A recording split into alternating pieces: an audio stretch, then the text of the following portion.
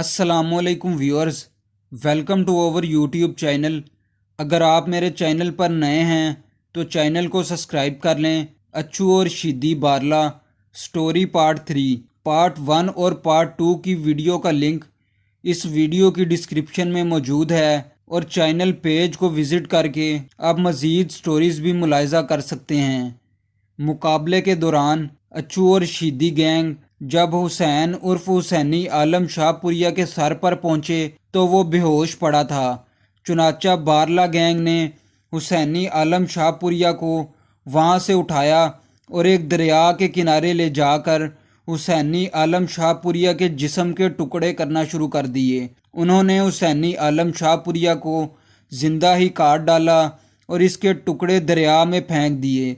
इस लड़ाई में बारला गैंग का गुलाम हुसैन भी कत्ल हुआ था, जो अच्छू और शिद्दी का चचा था।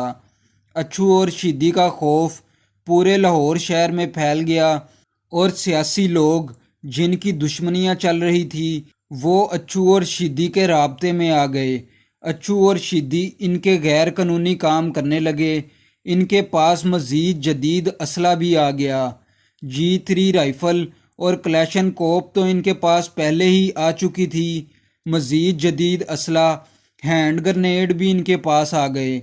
और दूसरी जानिब यूनस उर्फ जूना, जो अच्छू और शिद्दी के वालिद इल्मुद्दीन के कत्ल का अहम किरदार था, उसका एक भतीजा जिसका नाम बग्गन था, वो इसी अनवर का भाई था जिसकी अच्छू और शिद्दी ने टांगें तोड़ दी थी। बग्गन हुसैन उर्फ हुसैनी आलम शाहपुरिया के कत्ल का शहादती बन गया, क्योंकि कोई और अच्छू और शिद्दी के खौफ से गवाही देने के लिए तैयार ना था। बग्गन पुलिस मुलाजिम भी था। इसने इस केस की पैरवाई शुरू कर दी और दूसरी जानिब इसने यूनस गैंग को यूनस के बेटे तुफैल के साथ मिलकर इकट्ठा करना शुरू कर दिया। बग्गन ने दोबारा 15 लोगों का गैंग तैयार किया और फिर उन्होंने अच्छू, शिद्दी और बारला गाड़ी की ताक लगाना शुरू कर दी। लेकिन बारला गैंग इस कदर ताकतवर हो चुका था और उनको पकड़ना बहुत मुश्किल था। एक तरफ अच्छू और शिद्दी ने अपने दुश्मनों के डेरे पर कब्जा किया हुआ था, तो दूसरी तरफ उन्होंने इलाके की खबर रखने के लिए मुखबर छोड़े हुए थे, जो उन्हें दुश्मनों की पल पल की खबर देते थे। अवान ढाई वाला गांव के साथ वाले गांव के लोग भी अच्छू और शिद्दी गैंग के साथ मिले हुए थे। इन्होंने फिर से एक प्लान बनाया और मुखालिफ यूनस गैंग के पास गए और इनसे कहा, अच्छू ट्यूबवेल पर अकेला नहा रहा है। ये ट्यूबवेल उस डेरे और अवान ढाई वाला गांव के दरमियान में वाक़या था। चुनाचा यूनस गैंग के 15 से 16 लोग इकट्ठे होकर बग्गन की कमांड में उस ट्यूबवेल की जानिब चल पड़े। उन्होंने इतना तकल्लुफ़ भी ना किया कि उस खबर की तस्दीक कर लें। यूनस गैंग में ख़ास लोग बग्गन, यूनस का बेटा तुफैल और पब, जो यूनस की बीवी का भांजा था, ट्यूबवेल की जानिब चल पड़े।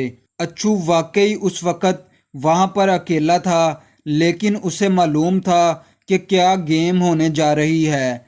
जैसे ही यूनस गैंग अच्छू को अकेला समझकर ट्यूबवेल की जानिब बढ़े और दूसरी जानिब से शिद्दी, बाला गाड़ी, ताऊ गाड़ी और बासु अराई वगैरह 8 से 10 लोगों ने जदीद असले के साथ इनका घेराव कर लिया और जदीद असले के साथ इन पर अंधाधुंध फायरिंग शुरू कर दी।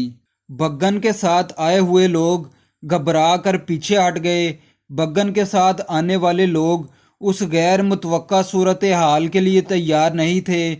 यूं वो भाग खड़े हुए और उसी दौरान बग्गन को टांग की पिंडली पर स्टेन गन की गोली लग गई और अब यूनस गैंग के सिर्फ 3 लोग रह गए, जिसमें बग्गन, तुफैल और उसकी बीवी का भांजा पब थे। ये तीनों अच्छू और शिद्दी गैंग का दलेरी से मुकाबला करते हुए आहिस्ता आहिस्ता पीछे हटने लगे। टांग की पिंडली में फायर लगने के बाद जब बग्गन की हालत गैर हुई तो वो मूंजी की फसल में छुप कर बैठ गया और बाकी लोगों से कहा, तुम निकलो। बग्गन के गले में एक डब्बियों वाला साफा था। चुनाचा उसने अपने गले से वो साफा निकाल कर अपनी पिंडली पर बांध लिया।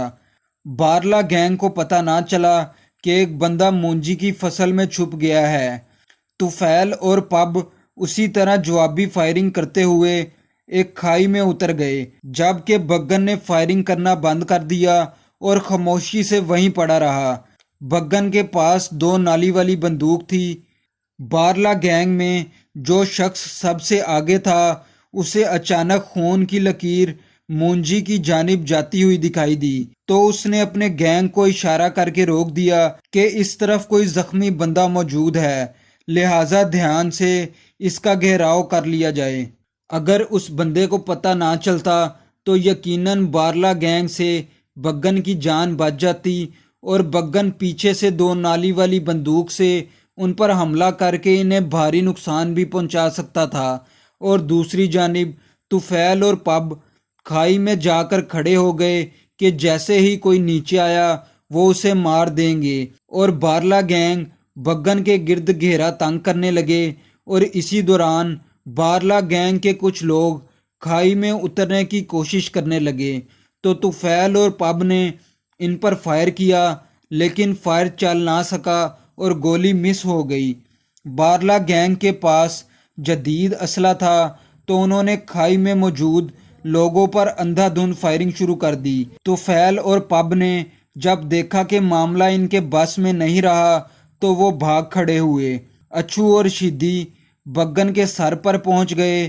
بگن شدید تکلیف میں تھا کیونکہ گولی نے اپنا اثر دکھانا شروع کر دیا تھا اور وہ بندوق اٹھانے کے قابل بھی نہیں تھا، چنانچہ اچھو اور شیدی نے اس کے سر پر کلیشن کوف رکھ کر اسے گولی مار دی اور اس کی لاش کو دریا میں پھینک دیا۔